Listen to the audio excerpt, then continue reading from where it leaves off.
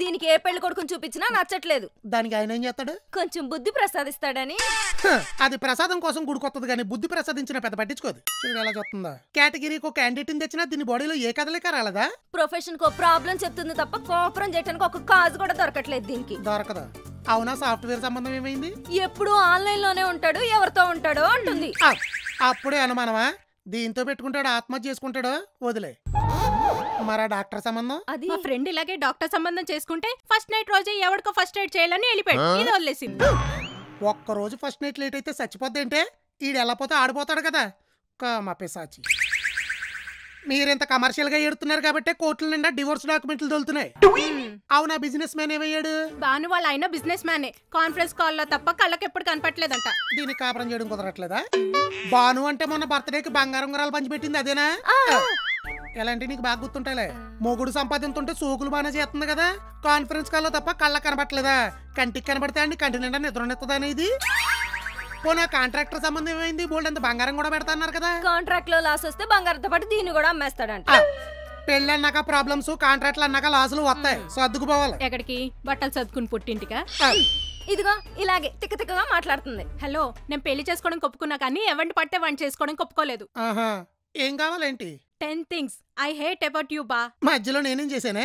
అక్కని నిన్ను చూశాక అనిపించింది నీలో నాకు నచ్చని 10 విషయాలు నేను చేసుకోపోయే వాళ్ళు అస్సలు ఉండకూడదండి. నాకు నీ పెళ్లికి లింక్ ఏంటే? మరి నీ ఆన్ సైట్ కి నా పెళ్లికి లింక్ ఏంటి బా?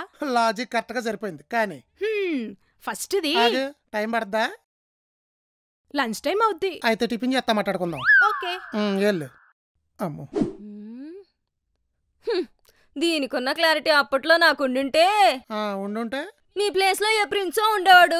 నేను ఈ ప్లేస్ లో కాకుండా చుట్టూ 10 మంది పనులతో ఏ ప్యాలెస్ లోనూ ప్రిన్సెస్ లో ఉండేదాన్ని. 10 మంది పనులతో ఉండేదానివో 10 ఏళ్లలో పాచి పని చేసుకునేదానివో.